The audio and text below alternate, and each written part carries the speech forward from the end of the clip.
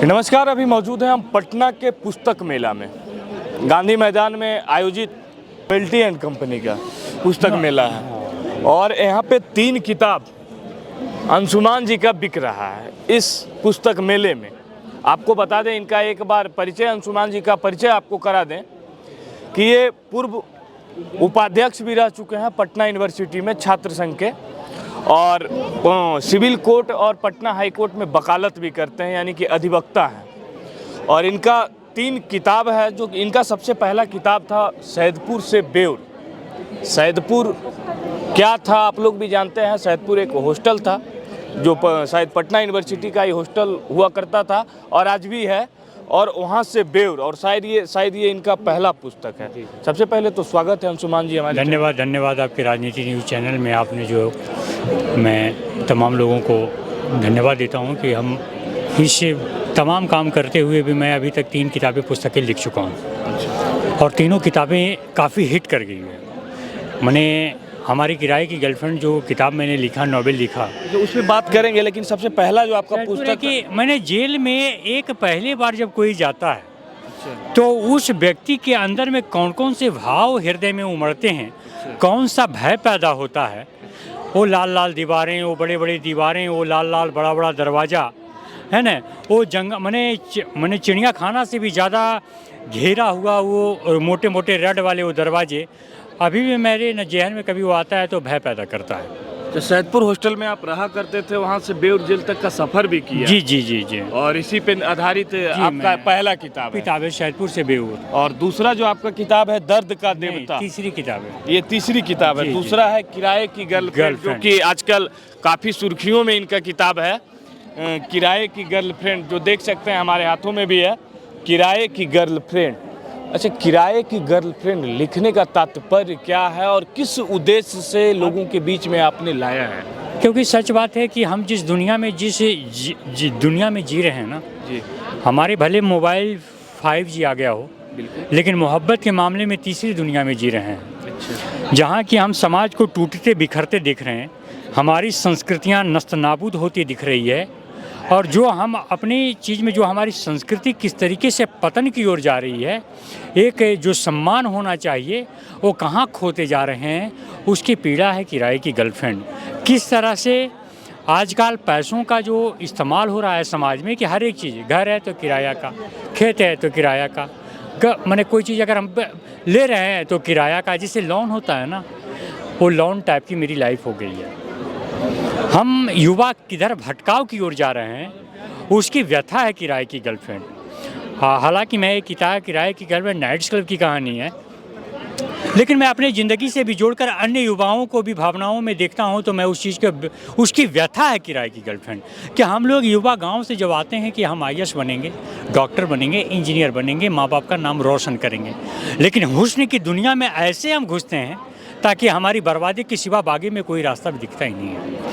हम जिस तरीके से आते हैं, हमारे युवा जिस तरीके से मोहब्बत के मामले में आजकल आत्महत्याएं कर रहे हैं, बच्चे पढ़ाई से ज़्यादा आत्महत्याएं इश्क में बेवफाई के कारण हो रहे हैं, दिल टूट रहे हैं, लोगों का ब्रेकअप हो जाता है। एक शब्द मैं सुनता हूं जो कि मैंने विदेशों में जब मैं सुनता हूं तो इसको बहुत घृणा की नज़र से इस चीज़ को देखा जाता है। अच्छे लोग नहीं देखते हैं, है ना।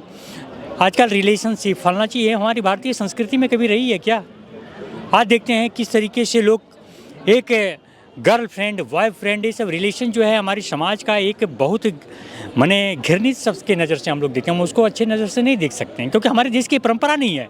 हमारे देश की परंपरा एक अच्छे रिश्ते की रही है, वसुधैव कुटुंबकम। अगर अनजान व्यक्ति भी अगर मेरे दरवाजे पे आते हैं तो मेरे कुटुंब के समान हैं, लेकिन ये रिश्ते ने इस तरीके से खटास युवाओं में पैदा किया है और लोगों को समाज में कैसे भटकाया है, ये रिश्ते ने युवाओं को कैसे गलत रास्ते पर ले गया है, हुस्न की दुनिया में कैसे बर्बाद हुए युवा, उसकी कहानी है किराए की गर्लफ्रेंड। आपको बताते चलें कि जब मैं कोई पुराण पढ़ता हूँ, चाहे रामायण पढ़ता हूँ, चाहे कोई धार्मिक ग्रंथ पढ़ता हूँ, उसमें होते थे कि जब तपस्वी लोग जब पूजा पाठ करते थे तो उसमें कई अप्सराएं आकर उनके विघ्न डालती थी, है ना। अपनी जलवे बिखेर करके, अपनी अदा दिखा करके उसमें विघ्न कर देने का काम करती थी ताकि इसका ख़त्म हो जाए।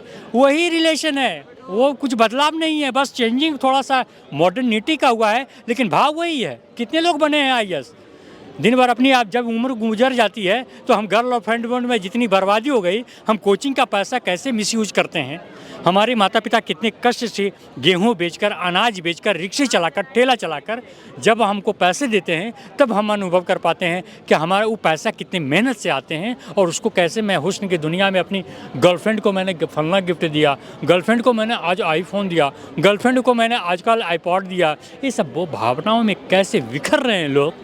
अब बाद में वही छोड़कर चली जाती है तो कहती है कि वो गंदे मारे भी जा है रहे ना, मारे भी जा रहे हैं, कत्लेआम हो रहे हैं, मार के यूज कर लिया, जब देखा कि हमको केस यूज कर देगा इसके पहले मार देता। ये सब घटनाएं बढ़ रही है, कहीं ना कहीं हमारी संस्कृति पे भी दाग लग रहा है। इसलिए मैंने लिखा किराए की गर्लफ्रेंड।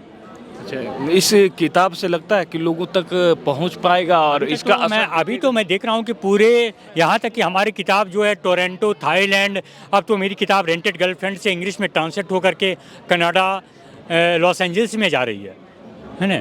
जल्दी इसकी फिर ट्रांसलेट हो जाएगी, उसके बाद मैं अन्य देशों में भी भेजूंगा इसका। अभी कितने देश में आपका किताब? अभी तो मैं जहाँ जहाँ मेरे लोग हैं, अपने लोग हैं, हिंदी भाषी लोग हैं, वो वहाँ गए हैं। जैसे कैलिफोर्निया में मेरे लोग अपने हैं, टोरंटो में मेरे अपने, कनाडा में, तो वहाँ जो अपने मेरे जो जान पहचान के हैं, जो मेरे रिश्तेदार हैं, वो आदमी उस किताब को वहाँ पढ़ने के बाद वो महसूस करता है। किराए की गर्लफ्रेंड, हम जब आपका किताब का नाम सुने तो हमें एक उत्सुकता हुआ जी जी जी कि किराए का घर, किराए का जमीन, किराए का बंगला तो बहुत सुने थे, किराए की गाड़ी तो सुने थे, लेकिन शायद ये अद्भुत परिकल्पना आपने किया है कि किराए की गर्लफ्रेंड भी आपने किराए का ले आया। और शायद ये पटना, बड़े बड़े महानगरों में दिख रहे हैं, पटना जैसे भी शहरों में दिख रहे हैं। लिविंग रिलेशनशिप, ये सब चीजें पहले नहीं होता था, यकीनन आज हो रहा है। लेकिन क्या लगता है कि जिस नौजवान के लिए शायद समाज में किताब आपका लिखने का उद्देश्य क्या रहा है? उद्देश्य रहा है कि समाज में देखिए उस चीज़ से हम बहुत उबर चुके हैं, हम वो चीज़ को देखे हैं और बिना हमारी कोई भी पुस्तक है जब तक मैं खुद अनुभव नहीं करता हूँ, मैं उस किताब पे अपना विश्लेषण नहीं करता। लेकिन जिस चीज़ को मैं खुद अपनी आँखों से देखा हूँ, जिसकी बर्बादी और तबाही अपनी आँखों के मंजर को मैं देखा हूँ, जो खुद मैं उस चीज़ को अनुभव किया हूँ, उसको मैंने भी अपनी किताबों में किया है। कि मैं एक गाँव से आता हूँ, सपने थे IAS बनने का, बन गया नेता, फिर बन गया वकालत, और रिक्स में बेवफाई हो गए तो मैंने लिख दिया किताब। क्योंकि जब तक दर्द नहीं होगा तब तक हम उस चीज़ को हम लिख नहीं सकते हैं। कहता है ना कि जब तक तो आपके पास अब उस चीज़ के अंदर की भावनाओं को जब व्यक्त नहीं कर सकते तो आपके दिमाग में शब्द आएंगे ही नहीं। कैसे रोना होता है, कैसे बिछड़ना होता है, कैसे दूर जाता है, तो मेरे मन में कौन कौन से उद्वेग आते हैं, कौन कौन सी भावना आती है, जिसके लिए पूरी ज़िंदगी तमाम, है ना, तमाम चीज़ें मैंने दौलत लुटाने का बात काम करता हूँ, उसी के लिए सबसे ज़्यादा घृणा भी पैदा होता है। तो क्या लगता है कि इसको पढ़ने के बाद समाज में कुछ सुधार मुझे बहुत बच्चे ने मुझे मैसेज किया कि भैया इस किताब ने मुझे आंखें खोल दी है। आत्महत्या मैं करने जा रहा था, मैं क्योंकि एक स्टूडेंट का रिप्रेजेंटेटिव भी हूँ, मुझे वोट देकर जिताएं और कौन को खुलकर मेरे सामने बात बोलते हैं। इसलिए कहानी उस बच्चों के लिए भी है कि मैं आपकी किताब को पढ़ा तो मुझे बहुत अच्छा लगा कि नहीं, ये सब ज़िंदगी में होते रहता है, उसको भूलकर किसी और काम में लगाया जाए तभी उस चीज़ को हम कर सकते हैं। क्योंकि ये मानव को इतना खोखला कर देता है ना, मन को, क्योंकि आप बेचैन हो जाते हैं और आप आगे वाले रास्ते आप देख ही नहीं पाते। हाल ही में देख रहे होंगे इस जो है ना किराए की गर्लफ्रेंड का जब कहानी आता है, हाल ही में एक बिहार का बहुत ट्रेंडिंग मैटर रहा है, छोटू और आरती का मामला। आप वकील हैं तो आप जानते जरूर होंगे, जानते हैं ना। तो कहीं ना कहीं आपके किराए की गर्लफ्रेंड उस कहानी पे कहीं ना कहीं मैच कर जाती है। हालांकि मैं उन सबसे पहले, बहुत पहले कहानी निकाला, ये तो मामला अभी कुछ दिन पहले आया है और मैं 2018 में ही किताब लिख दिया था। और ये किताब जो है हम समाज के उन चीज़ों को लिखे हैं जो हमने भोगा है, जो हमने देखा है। हम किस तरीके से अपने माता पिता की मेहनत की कमाई को, माने भले ही हम कुछ नहीं, अपने माँ पिता को कैसे हम कोचिंग के पैसे का मिसयूज करते हैं, कैसे हम उनके पैसे का मजाक उड़ाते हैं, और फिर बाद में जब उम्र गुजर जाती है तो हम क्या अनुभव कर पाते हैं, उस चीज़ का मैंने व्यक्त किया है। तो मुझे लगता है कि आने वाले बच्चे जब इस किताब को पढ़ेंगे तो एक नया मार्गदर्शन मिलेगा कि ये सब कुछ नहीं होता है। किसी को प्यार में कुछ मिला है क्या? अच्छा, जो बच्चे ये किताब पढ़ना चाहते हैं और ख़रीदना चाहते हैं, उन्हें किताब उपलब्ध कहाँ से होगी? ये किताब नोवेल्टी एंड कंपनी पटना से होगी। अमेजोन पे आ गई है, अमेजोन पे बहुत सारी किताबें, हज़ारों किताबें मेरी बिक चुकी है। और ये बॉलीवुड भी ले लिया है, बॉलीवुड फिल्मों में भी मैंने किताब को दिया है और इस पर जल्द ही इस पर फिल्म इंडस्ट्री इस पर मुहर लगाएगी और फिल्म भी बनेगी। तो अभी आप सुन रहे थे अंशुमान जी के पटना यूनिवर्सिटी के छात्र संघ के उपाध्यक्ष हैं। पूर्व उपाध्यक्ष भी रह चुके हैं और वर्तमान अधिवक्ता भी हैं हाई कोर्ट में और सिविल कोर्ट पटना में ही। जी। आपको बता दें कि जमुई के एक छोटा से गांव से निकल कर आए, पटना में छात्र संघ का यानी छात्रों की राजनीति की भी शुरुआत की, वकालत भी की।